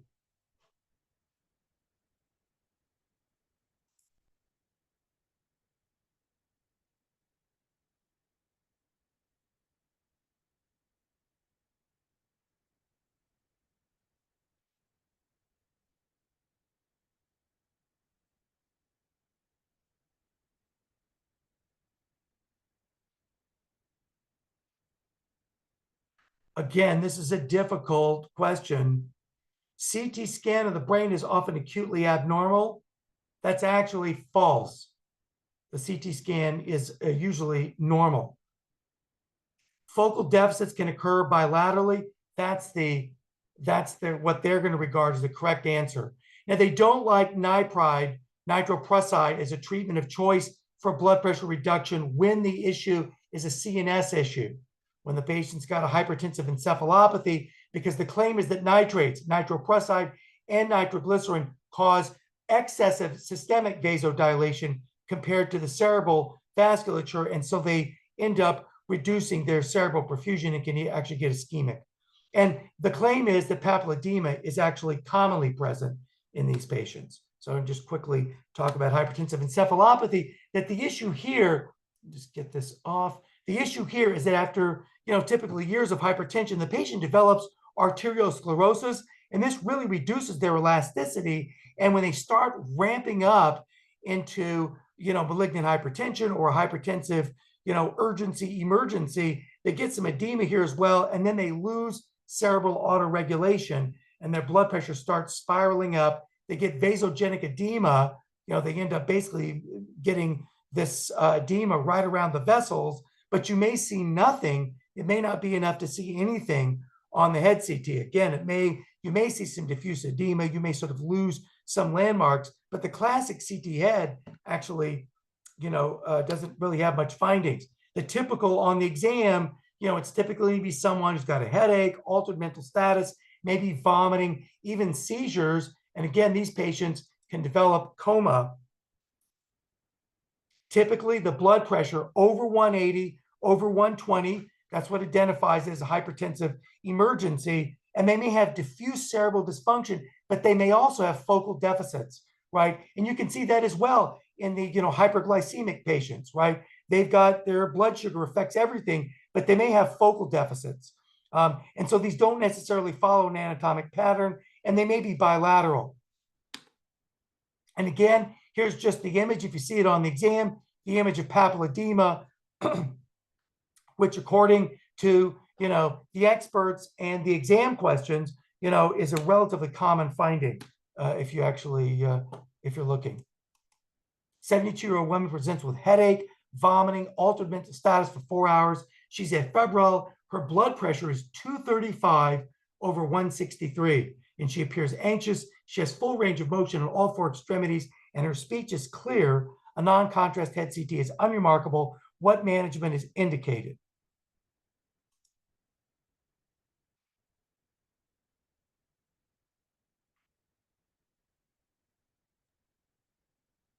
Would you do nicardipine? That would Yeah. be, yes, yeah. It's got to be it. So this one, hydralazine is just too unpredictable. And there's all kinds of stories of people who got hydralazine, got a dose of hydralazine in the ED, went up to the floor, and then somehow later crashed. It's a little bit, it's harder to control. Nitroglycerin, again, as we said before, it's really for the patient with hypertensive emergency who's having ischemia, chest pain, pulmonary edema.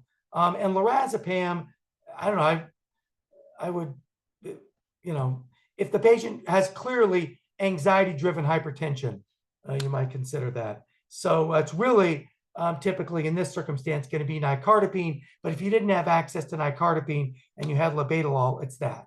Now, the other interesting thing is there's slightly different goals for hypertensive encephalopathy. You lower the blood pressure a little bit lower. So remember, we said you want to drop it by 25% in the first hour. Oh, Manish, I see you shaking your head. Is this not what you want to hear? Okay. Within the first hour. You're good, Sam. No, you're good, Sam. I'm Okay. shaking my head about something else. Sorry. Oh, okay. I'm sorry.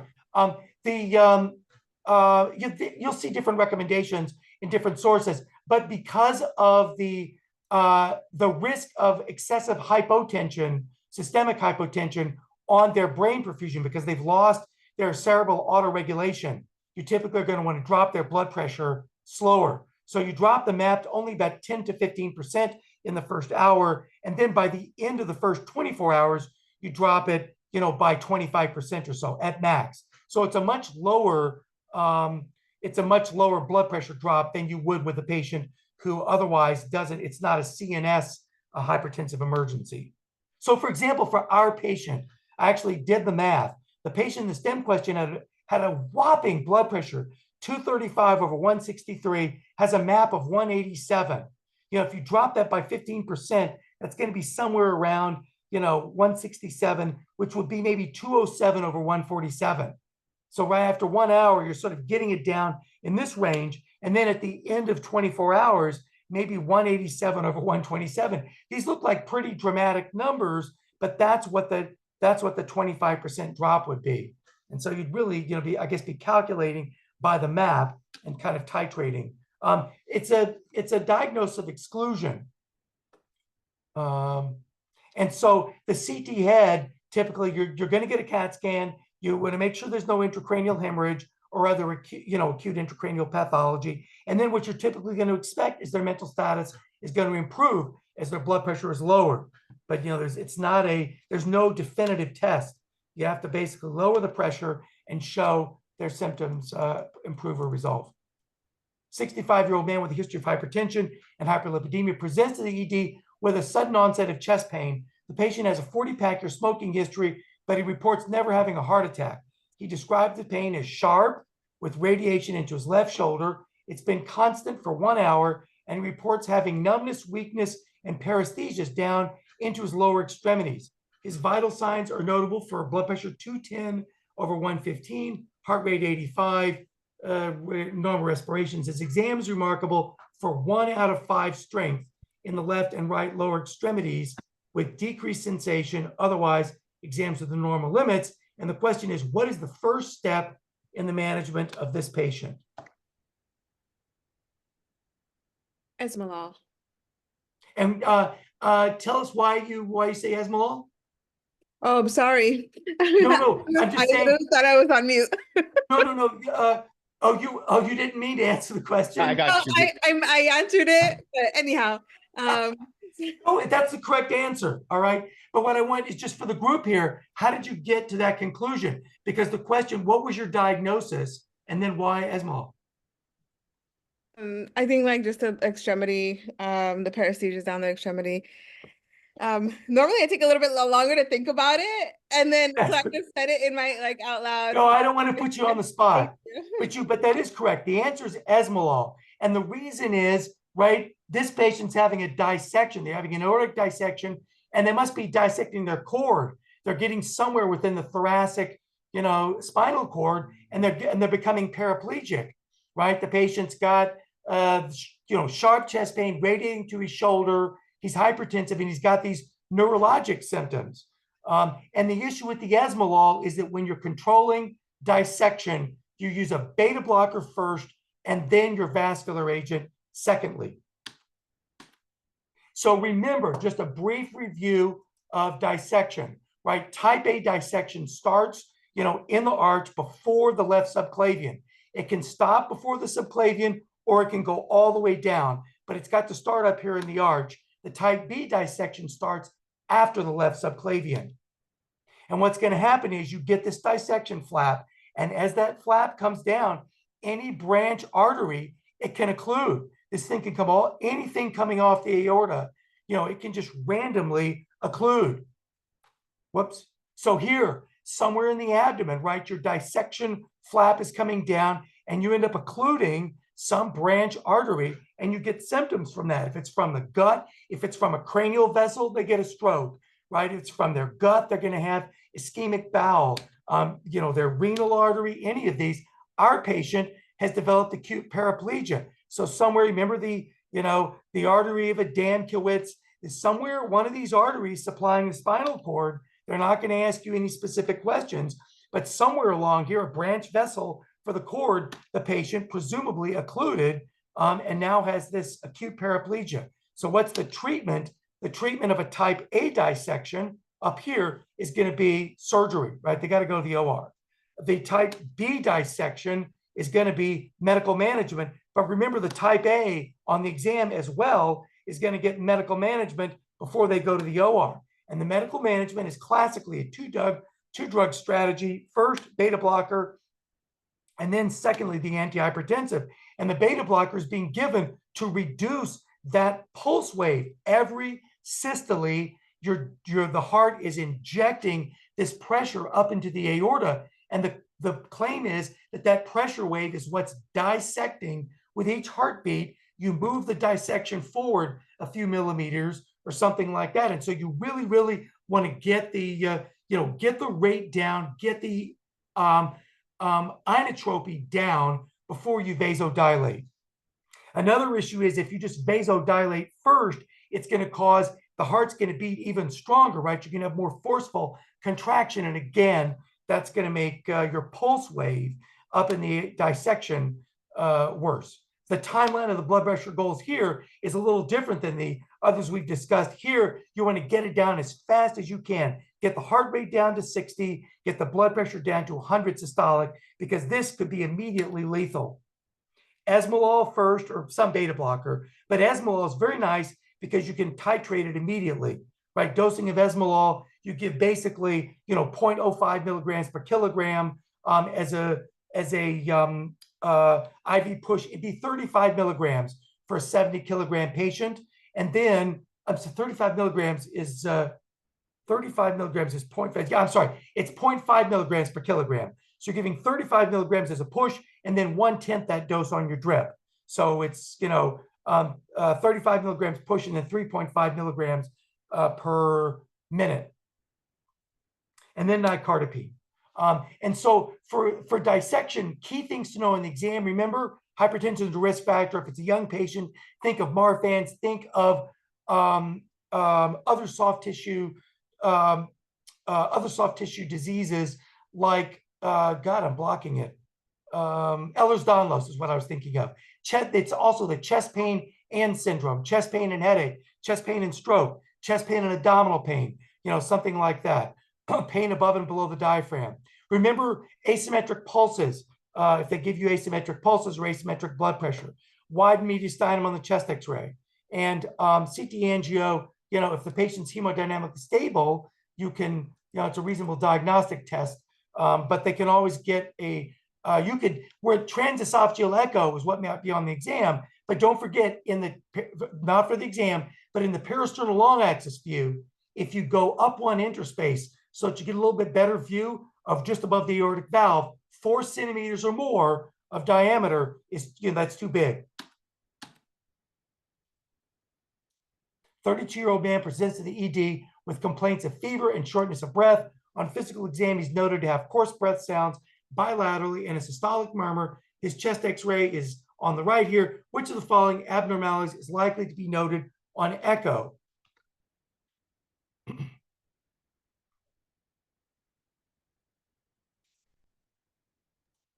D. Yeah, I agree. D as in D Filippo. And again, tell us how you got to D Filippo.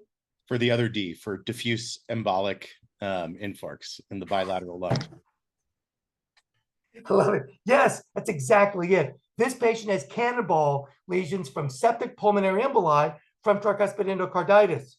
Now you're not going to have diffuse hypokinesis unless there's concomitant myocarditis, and the mitral valve is going to give you, mycotic aneurysms, systemic emboli, typically up to the brain is where it typically appears on the exam. Pericardial effusion is not typical of endocarditis. I want to just show you tricuspid endocarditis. The exam loves to give questions about, IV drug use. And what's going to happen is they get some, vegetation on their mitral valve, and that vegetation ends up showering, their lungs with emboli, septic emboli, and they end up with these cannonball. They're often discrete looking infiltrates. This is from a patient who had tricuspid valve endocarditis, and you see these embolic, abscesses in their lung. This is the CT scan from the same patient, and I've got this is a apical 4 chamber view from that patient, and look at the tricuspid valve. It is a giant frond-like vegetation on it, and the color flow. There's huge mitral regurg here. And as an added bonus, because you came to this session, this patient I actually have from the OR, they went in to take this thing out, and there it is. That is the vegetation that corresponds with this ultrasound, clipping that veg out. What's the most common organism causing endocarditis in the setting of intravenous drug use? Staph aureus. Wait, Guadalupe, I can't hear. I said staph.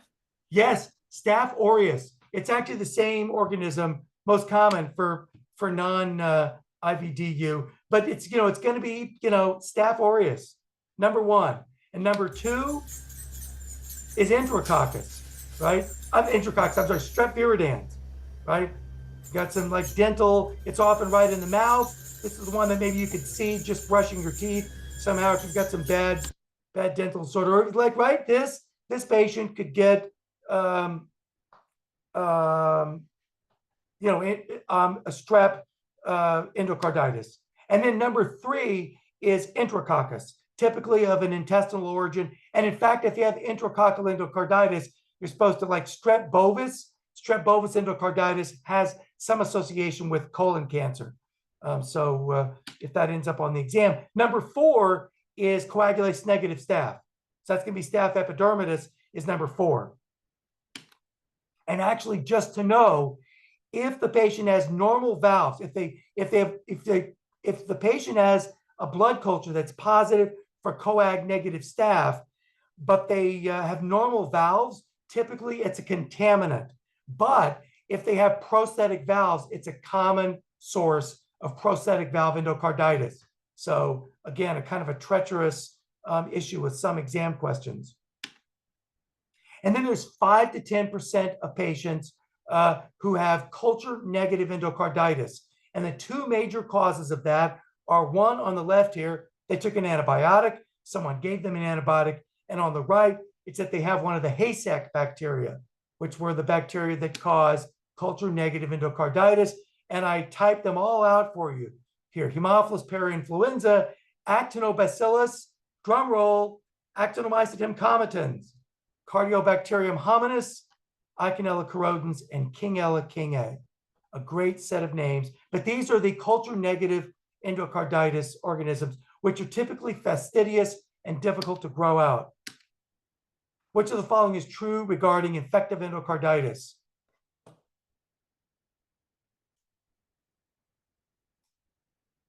Well, I mean, everybody knows it's ouch, ouch, Osler, not ouch, ouch, Janeway. So Oh, A is out, painless lesions generally.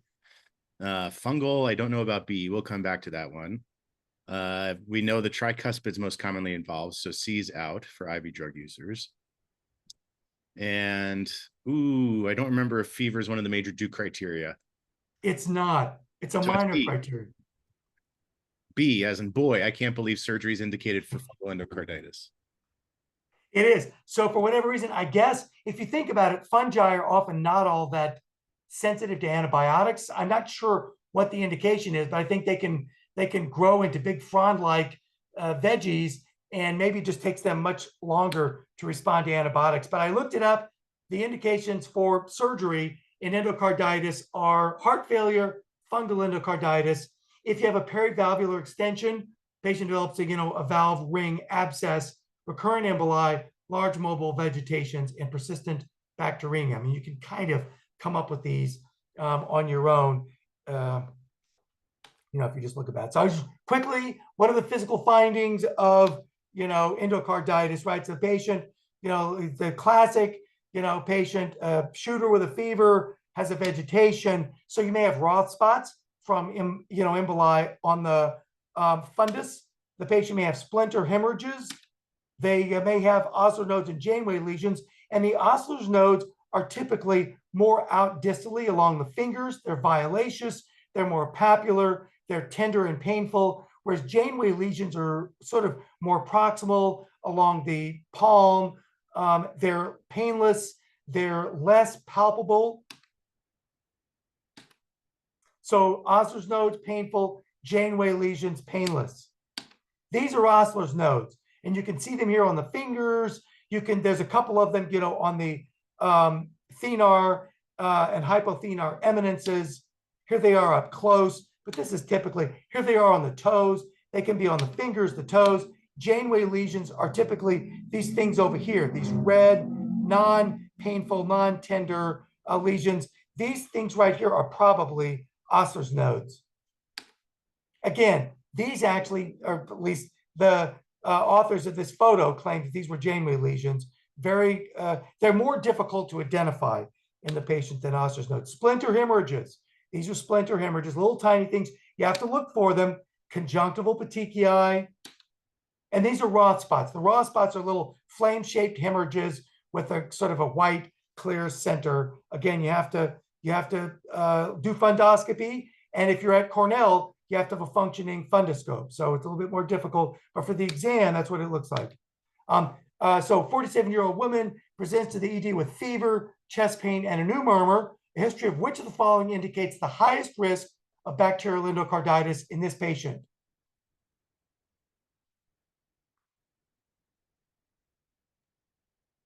I want to say hemodialysis. You would be right. And it's weird. So the diabetes isn't a risk factor. Situs inversus isn't as high a risk factor as the hemodialysis. Let me see. No, I'm sorry. Situs, I'm thinking of ventricular septal defect. Situs inversus isn't a risk factor either. But a repaired ventricular septal defect has small risk, and unrepaired ventricular septal defect has significant risk. We're actually going to see that. But if you think about what goes on in the dialysis unit, this is considered sterile, dialysis. To me, in my humble opinion, that's not the most sterile looking line. And it's no surprise if the patient gets some ugly infested fistula. We've all seen these tunneled catheters, that get infected. Dialysis can be ugly, but high risk conditions include prosthetic, mechanical valve, a bioprosthetic valve, or any prosthetic a material like a valve ring, any prosthetic material right at the level of the valve, like these typical rings. And the other one that I saw on the exam questions was typically worded as unrepaired cyanotic congenital heart disease. And they loved to use ventricular septal defect, an unrepaired VSD as their example. And I'm not sure why, but it's, it's cyanotic because it's going to end up being a right to left shunt here. So whatever they've got, from the VSD, but that's, just FYI, that's what I saw. Okay, 44-year-old woman presents with a 3-day history of pleuritic chest pain radiating to the back. It's worsened by lying supine. On exam, a friction rub is appreciated when she leans forward. Which of the following would you expect to see on her ECG?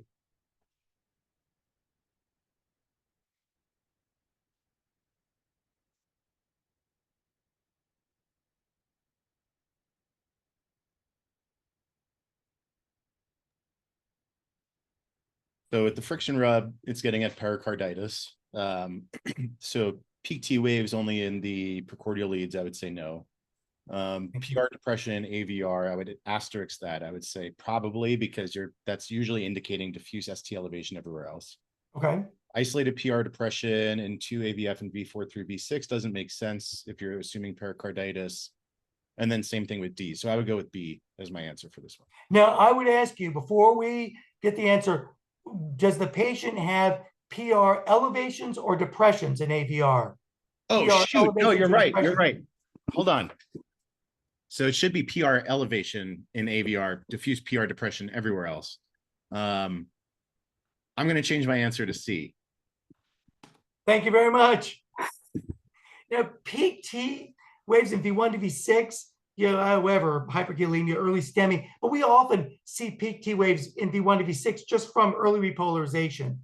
But it's PR elevation in AVR and the ST segment. The key thing on the exam is they're going to want, if they show you something where there's ST elevations in the inferior and the anterior leads, that's what they want you to sort of conclude is pericarditis. Remember, the pericarditis is diffuse. It doesn't follow a vascular distribution. And the classic pericarditis complex for the standard, leads, except for AVR and V1, is PR depression and concave upward ST elevation with a little notch if you see it. This is the one where their smiley face means good things like pericarditis, and frowny face, which is, convex upward ST segments, is bad things like STEMI. And so here's from a real patient with pericarditis, you can see here, the patient has PR depression. This is lead 2 with PR depression, ST elevation, concave upward, and the notch. This is the, classic appearance that would be diagnostic. And why do you get that? So in the patient, let me just take this, dang it, let me get this out. Hang on, I got to move this. This is my screen. So with pericarditis, you're going to have the pericardium goes all the way around the heart. And the part back here over the atrium is going to give you sort of atrial current. And the part over the ventricle is going to give you ventricular current. And the stuff over the ventricle is going to give you ST elevation. So the ST elevation follows the ventricular leads down here where the ventricles are.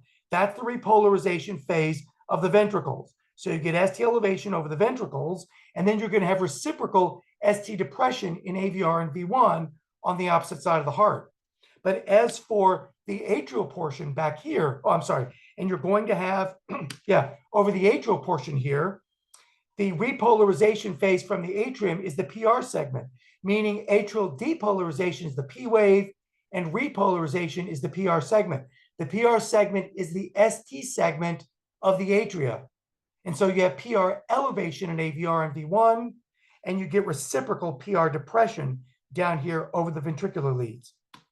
And so what you're going to see is for the usual leads, 1, 2, 3, AVF, a lot of precordial leads, you're going to have PR depression and ST elevation. ST elevation primarily and PR depression reciprocally. And then back here with AVR and potentially V1, you'll have reciprocal ST depression and primary PR elevation. And so here you can see an ECG. On this ECG, you'll see diffuse ST elevations, 1, 2, 3, V2 through V6. It's concave upward. This And you'll see reciprocal ST depression in AVR. Then, but if you look at the PR segment, you can see a little bit of PR depression in leads 2, leads AVF, the inferolateral leads. And this is all reciprocal to primary PR elevation in AVR. What are the 2 most common causes of pericarditis? Again, this was from some question that they offered, and this is kind of trick. It's idiopathic is number 1, and viral is number 2. It's probably for pericarditis. Number 1 agent is Coxsackie, but the studies are, they're not all the same. Okay, 29-year-old previously healthy man presents with chest pain. He had a cold recently, awoke this morning with pain in the middle of his chest that radiated to his back. It's pleuritic. He feels short of breath. He denies recent trauma and travel as vital signs, and heart rate 74 beats per minute, 120/74. Look, his vitals look good. His ECG has diffuse non-specific ST elevations and PR depressions. Bedside ultrasound does not show an effusion. Which of the following is the most appropriate therapy? Ibuprofen. Thank you. And don't give prednisone with your standard valve, pericarditis. It's typically going to be ibuprofen, some NSAID plus colchicine. Colchicine's all the rage now, and it has appeared in the exam questions, but don't give prednisone. This patient has uremic pericarditis, and this question is getting at the fact that the treatment for uremic pericarditis is not NSAIDs. It's actually hemodialysis. So if it's uremic pericarditis, don't choose NSAIDs. Sudden onset hypotension, tachycardia, and impaired diastolic filling. What is that?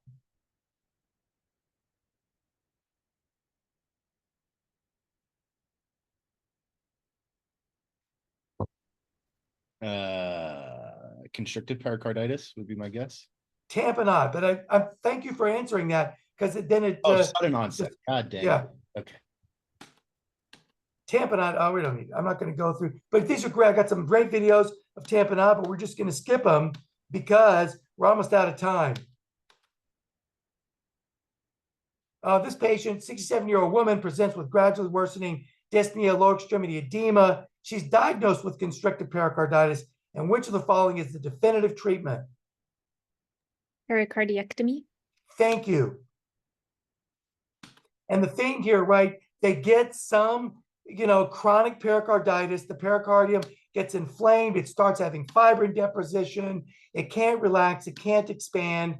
And you basically end up with something that clinically is kind of like tamponade. Stroke volume goes down, heart rate goes up, but there's no hemodynamic crash like you get with tamponade. And we noticed the last question was the patient had sudden onset hypertension, tachycardia, impaired diastolic filling. With the constricted pericarditis, it's gradually worsening. And so they're typically going to present, with heart failure, typical findings of heart failure, often right-sided failure, but it's not, rapidly developed. Notice this patient has constricted pericarditis. Look at the thick pericardium, this white thing going around here. These patients also get a pericardial knock, and I want you, do you hear that? She's tapping on the pericardium. That's wild. What? I said that's wild. Yeah, that's constricted pericarditis. Okay. I searched high and low to get that. All right. What are the other causes? Idiopathic, infectious, post-surgery, post-radiation therapy, connective tissue disorders, malignancies, 1028. This is a good one.